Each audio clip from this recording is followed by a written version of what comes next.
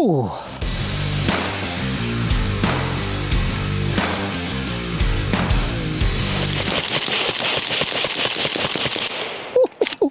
I mean, you guys asked for more AK content, so here you go. With the Zastava ZVUK suppressor. Now, this is something from Zastava. You guys should know that this is actually my very first AK I ever bought like 10 years ago, maybe longer than that.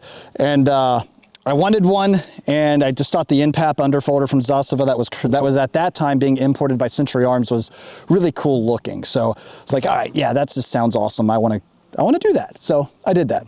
Now, what you see here with it being the in-pap underfolder is not something I always considered to be like a, suppressor host, but obviously there are AK suppressors out there. If you think about like the old school, like PBS silencer, that's where this is kind of reminiscent of. Obviously, it's competition to the Dead Air Wolverine. I'd love to do a side-by-side on one of those like Pew Science has. If you haven't checked out Pew Science and all of his data in comparison, check that out. This thing did pretty good for him. So how am I liking it as just a shooter out here running and gunning with it so far? And I'm really liking it. Now, to be completely transparent, yes, Zastava did send me this silencer to review and check out.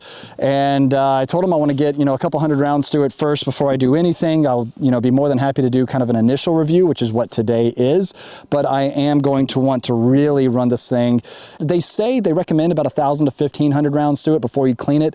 And they recommend through like an ultrasonic cleaner, which, yeah, that makes sense. I don't have an ultrasonic cleaner. I'm probably like most gun owners out there, and I just have a can of Ballistol, or I have my Otis Technologies cleaning kit, and I'm just going to run through some Ballistol or WD-40 or whatever else through it and just send it. Look, I'm not easy on my gear, and I'm going to run it like how I think everybody else is going to run it. So screw it. Let's just run this thing until we figure it out, right? Now, I don't have any full auto AKs. Maybe one day. Christmas is coming up, and I do love machine guns, and I love AKs, and I love, full auto AK. But that would be a really good way to not only just spend a lot of money on ammunition, but also do a really good job at testing this. But since most of us are going to be running semi-auto AKs, that's what I plan on running through here. So far, what are my impressions of this after about, let's just say only 200-300 rounds? I'd need to count today's boxes. But with all of that, as the ADHD continues to kick in, one thing I noticed initially when I first got this out and I started shooting it, that very first round, I would notice a little bit of a signature. Walk with me really quick, because what I want to do is shoot it in the shade so you can kind of see what I'm talking about. I've got like some sparks that kind of fly. Now, I noticed this with like my Huxworks flow-through cans, right? After I got maybe 500, 700-ish rounds through it, I noticed that they stopped with that kind of sparking that I saw. And if I shoot over here in the shade, yeah, I'm not even noticing it anymore. By the way, it sounds great. Nothing. The impact on steel, significantly louder. That's actually what just caused my ears to ring, so no more of that. But I will say I'm really impressed with this so far. Now, it does have an open hub design, which is great. It comes with your 14x1 left-hand thread hub, or adapter, which is your most common like AK thread pitch out there. And like I already mentioned, it's reminiscent of that PBS design where you've got that expanded blast chamber right up here, right next to the muzzle, which is where those first gases are exiting the muzzle. It captures all those to slow down that movement of air. And then again, with a pretty, I guess you could say, like a complicated system, venting system in the silencer itself, all those gases are being routed through and slowed down, so that way they heat up, or excuse me, they cool down to the outside air, which is already cool, so that way you don't get as loud of a sound signature. Now, they are claiming a negative 32 decibel reading when shooting this, and I can tell you, is it hearing safe? I've already got tinnitus, so I've already got that constant ringing, but I can tell you right now that I would consider it a lot safer than the steel impact, a lot safer than an unsuppressed firearm or unsuppressed 7.62 by 39. But I will say I'd still probably want to shoot with ears on this with this guy. So there's that. 13.4 ounces, which is great. It's a titanium suppressor, lightweight design. And one thing is, even on this gun, I really don't feel that weight at the front of the gun. I'm going to slap it on the M72 here in just a moment, which is, of course, their RPK variant. So much longer barrel, heavier profile barrel, just heavier gun in general. We're going to see if I notice that little bit of weight gain at the end there. But overall, guys, it's pretty freaking cool, all right? That's a lot of fun. Now, how about gases coming back into my face? Tasted a little bit, but it's really not bad whatsoever. The long stroke piston driven system on the AK does a pretty good job at already kind of venting those gases. As far as what I'm noticing, even just through that type of fire, it's easy enough to manage to deal with. So I'm happy about that. Also, now you know Zastava makes the M77, which is a 308 or 7.62 by 51 style M70 AK variant. Now, before I go any further, there is a difference between an AK and an M70 or, you know, a Yugo style AK. There's a little bit different receiver. Most of these, now this being an older one, doesn't have the bulged trunnion, doesn't have the chrome line barrel or anything like that. So whatever, you know, just shoot it, that'll knock the rust out. They're slightly different. So if you're gonna buy furniture for your, you know, your Zastava and you're thinking that any AK furniture, rail, or anything like that will do, you're wrong. Which, by the way, this right here, Midwest Industries M-LOK rail, Driven Arms Co. hand stop, Driven Arms Co. CZ crossover or the CZ Shadow crossover grip. I like it a lot, all right? And this is just paracord that I burnt on and then well, I say burnt on, I melted the tips after I wrapped this up because it's a little bit more comfortable when I'm shouldering this and it's not just metal on my skin, so that feels kind of good. Goon tape just to kind of wrap it off at the end there. So yeah, I am a really big fan of the suppressor so far after, again, approaching about 300 rounds through it. The next more in-depth review we do on this, I want to do an accuracy test. I want to see what my, you know, my zero is, what my groups look like before and after adding the ZVUK silencer to both this gun and my M72. But overall, I'm really impressed with this can. Patented PIP technology, again, titanium, 13.4 ounces, nice and light. What more can I say other than quiet AK is fun AK, you know what I'm saying? Also, you guys like to get up? Commando store? Yeah, that's where it's at, man. So, said I wasn't gonna do that anymore. That's great. Now, keeping in mind really quick, since we are talking about a National Firearms Act item or something that falls under the NFA, as of January 1st, 2026, the tax stamp still exists, but the tax for the tax stamp does not. So if you are waiting to pick up an NFA item, that could be a short-barreled rifle, a short-barreled shotgun, a silencer, that's fine. Go for it. You can wait, but just go ahead and think that there was a government shutdown. There is a government shutdown that has put on delay people's approvals for NFA items. And just keep in mind, a right delayed is a right denied. And if you're thinking that a government shutdown can delay you getting your legally purchased item that's protected under the Second Amendment, then what do you think is going to happen after that tax goes away come January 1st? There's going to be a line out the door for people signing up, looking to own their next NFA item, which is great. That's cool. You're probably going to have longer wait periods, like circa, you know, when did I get my first? 2016.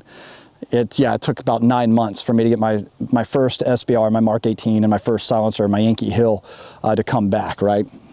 So join organizations like Gun Owners of America that's actively fighting to defend and restore the Second Amendment and to dismantle the National Firearms Act. It should not exist. It is an absolute infringement. And our, of course, goal at the end of the day is to work ourselves out of a job and abolish the ATF. But as we know, tyrants are everywhere, and so we're probably going to be around for a long time. 50 years, by the way. 50th anniversary is next year, and we're celebrating it in a big way. Goals 3 in Des Moines, Iowa. So we'll see you guys at Goals, all right? That feels really good. What do you guys say we slap this on the M72 and see how it performs there?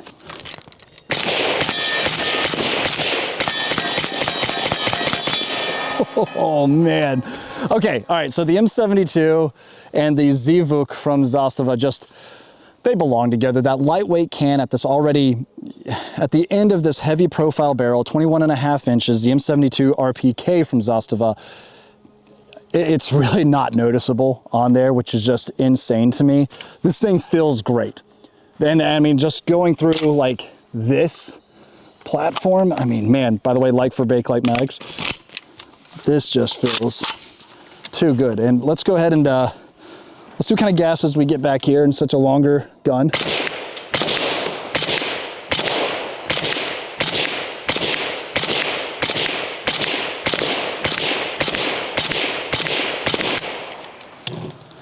Yeah, that does not feel bad whatsoever.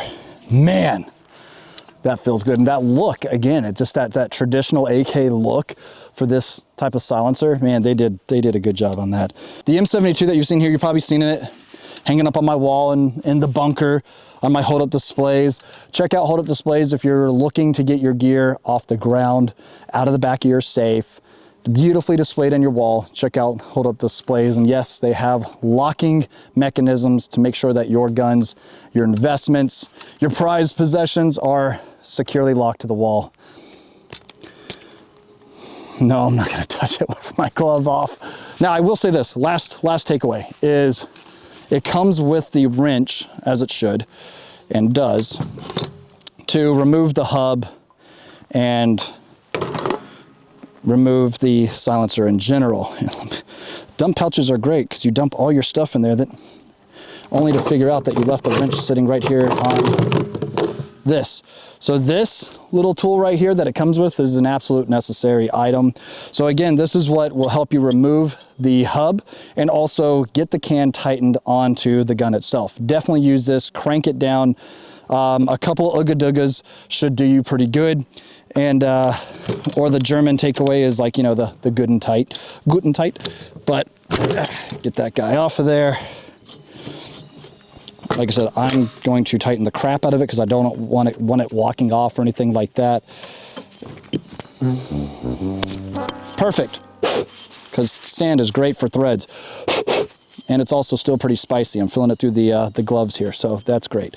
I don't know why I decided to do all this. Now I'm regretting my decisions. But I just kind of wanted to show you the can in hand here as it is burning me. So there's the whole can there. It's cooled down now a little bit so I can actually handle it, and you know, dumping some water on it helps with that.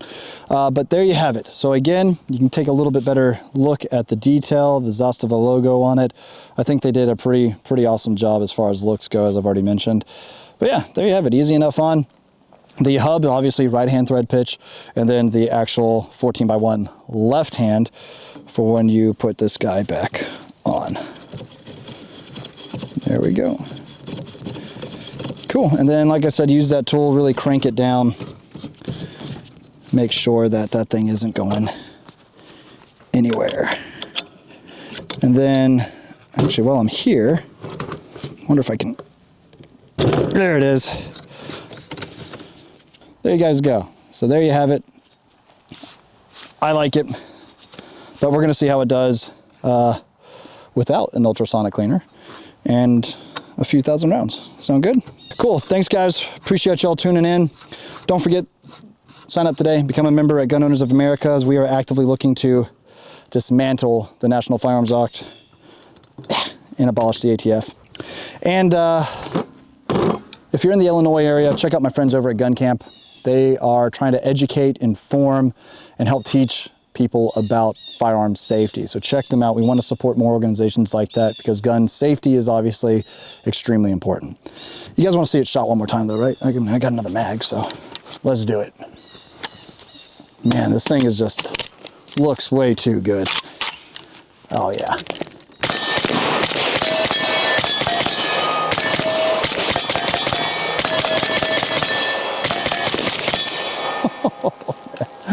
That feels awesome. Yep, Zastava ZVUK. God bless you guys. We'll see you next time right here.